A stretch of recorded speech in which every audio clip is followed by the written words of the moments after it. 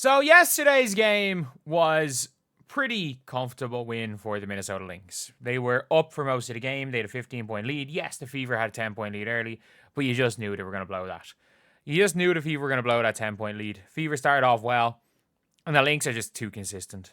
They're too consistent. Like, the only way the Fever are ever going to beat the Lynx is if the Lynx miss every single shot like they did in the Commissioner's Cup final. Like, literally, Stephanie White just dared them to shoot, and they missed that game. But yesterday, there was a play here. And if you can't get ejected for this, I don't know what you can get ejected for. Like, this play right here, I kid you not, like, Kayla McBride could have easily broken Lexie Hull's nose. So if you guys didn't see the play, this was it. So, McBride comes down with a rebound. Lexie Hull tries to reach around. Hull doesn't really have hands on her by the looks of things. Yeah, her hand's here. It's a foul on Lexie Hull. Cool. It's a foul on Lexie Hull. It is what it is. Then Kayla McBride has a bite. At this stage, by the time Kayla McBride's here, Lexie Hull's nowhere near, and then she clocks her in the face with an elbow. Like, that's not trying to get away. I'm sorry. Like, she'd already kind of pushed her off, and then she stopped. She pushed her off, and then was like, oh, she's behind me. Bam! Like, that is a no question, no doubt about it. Like, if you look at this here. So, Lexie's going for the rebound. Lexie fouls her here. It is what it is. And at this stage, Kayla McBride has already gotten away from Lexie Hull. Lexie's pulled her hands away. It's over. And then she just clocks her in the face with an elbow. How did the referees see this and not deem it an ejection? Like, how? I understand not seeing it in real time. I understand calling it what you call in real time. How is this not an ejection? And by the way, thank God Lexie Hull's flexible. Look at how she goes down on her left knee. Like, she could have tore her knee ligament there. But that can happen with every call. How was this not an ejection? This is the most obvious ejection I think I've ever seen. You can't just midway through clock someone in the face with an elbow when you're in complete control. It's one thing if it's in like the heat of a game or two players are tangled. She'd already gotten away from the tangle. Realistically, Lexie fouled her. She fouled Lexie in order to get Lexie off, but Lexie's fouls first, so it is what it is. But then, when it's all done, she just swung a blind... Even if she didn't intend to clock her in the nose with an elbow, she swung a blind elbow, which is even more dangerous. The most favorite way of looking at this is that it was a blind elbow. Acting like Lexie wasn't holding her. She let it... What does... Like, I'm sorry, what? That's literally like saying, oh, you held me on defense, so I hit you with a... You held me on defense, so I hit you with an uppercut. Like, are people this dumb? Lexie Hull fouled her. The referee called the foul. Lexie had let go. She had let go of Kayla McBride, and Kayla McBride just clocked her in the face with an elbow. And she could have broke her nose. Like, is this the real world we're living in? We know it's not. Like, sure, it's the real world. Like, I'm seeing it every day. I get clipped out of context every single day because of my take. Because of my consistent take that Paige Bueckers has. The reason why I get so angry at Paige Bueckers is Paige Bueckers has the talent to be the best player in the WNBA, but she has no dog in her and doesn't use that talent to win.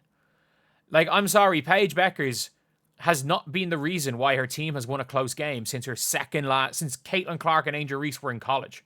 They lost every close game she played in college. Literally, in her last year in college, they lost UConn lost every single close game. And the talk was about Paige not showing up in the clutch. And the Dallas Wings are the least clutch team in the NBA. Or in the WNBA. They're the least clutch team in the WNBA. And what player is not shooting the ball? The player is not shooting the ball. But, yeah, supporting the wrong team. Your teammate is down. Y'all standing and acting shocked. What happened to dragging the head off that player? Do you really want Aaliyah Boston to take a suspension? Do you really want Natasha Howard to take a suspension? They already don't have enough players. You really want them to take a suspension? This is another great example of what I'm talking about. It's not the refs leading injuries, that they allow and encourage an environment where injuries are likely to occur. No universe where this is not at least flagrant one. The problem is they have this weird rule in the WNBA that once it's a dead ball, it can only be an ejection or a technical foul. So, like, if this was a live ball, if Lexie Hull hadn't fouled her, it's a flagrant one. But because it's a dead ball, it's a less severe punishment. Even though, not unpopular opinion, clocking somebody in the face when it's a dead ball is significantly worse than clocking someone in the face when it's a live ball. Because at least you can pretend that, oh, we were just going for the ball. When it's a dead ball, it has to be a tech. It's a bullshit rule. In any other league in the world other than the NBA and the WNBA, that is a flagrant one minimum. Either way, it's an ejection. You can't just clock somebody in the face.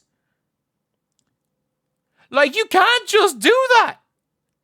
Clearly, there's like, she knows what she's doing. Lexie'd already let go. You can't just do that.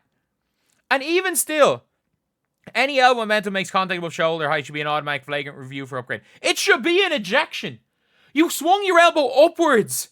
There's no way that you can say, oh, she's trying to get her off. If she'd pushed her or something, whatever. She swung an elbow upwards. Like, you don't do this accidentally. She clocked her in the face. She hit her. She elbowed her in the face. She elbowed her in the face. Like, can we just say it like it is? This is an ejection in any other basketball league other than the WNBA. Reminds me, the Fever seem to get beaten up game after game. WNBA needs to address it. The problem is, if this happened to some teams, and by the way, players that are allowed go at people. If you're seen as, vets in the WNBA, you're literally allowed. For lack of a better word, I'm not going to use the word assault here, but it's not. If this happened in the street, it would be. Like, the Kennedy Carter thing being called as a common foul. Like, we've seen so many. Heck, Angel Reese got yanked down by her ponytail, and they called it, I think they might have called it a common. Remember Dejanay yanking, what's her name down? Sarah Ashley Barker down. There was a stage where Dejanay had as many flagrant fouls as blocks on the season. The referees decide the results. I know Sophie would have had to crash out.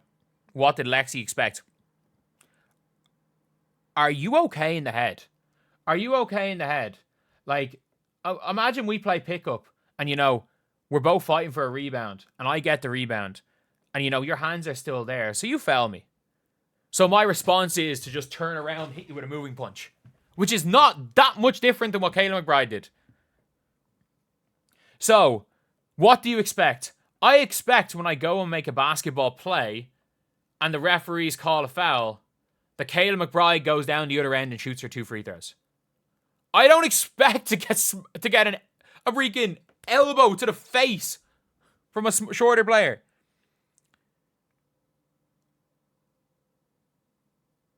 Like, genuinely, these fans are fucking unhinged.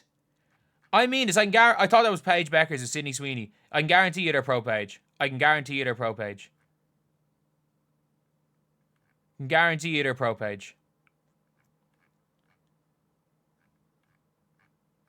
No. Okay. All Lynx. Okay, then that's just Stan. That's just Stan shit. But, like, nobody in the Fever getting in their face. Yeah, the Fever team are soft. They're charming soft. They're absolutely charming soft. The only player on that roster right now that will get in anyone's face was the person who got hit in Lexie. And she won't even do it often. They are charming soft. Like, they're the softest team in the league. And that when you take out Sophie Cunningham, that includes, for this type of stuff, that includes Caitlin Clark, that includes Aaliyah Boston, that includes Natasha Howard. They are the softest team in the league. They are so damn soft. And teams are going to continue to punk them, especially in the playoffs, if this continues. And I don't know why we're saying if. We know it's going to continue.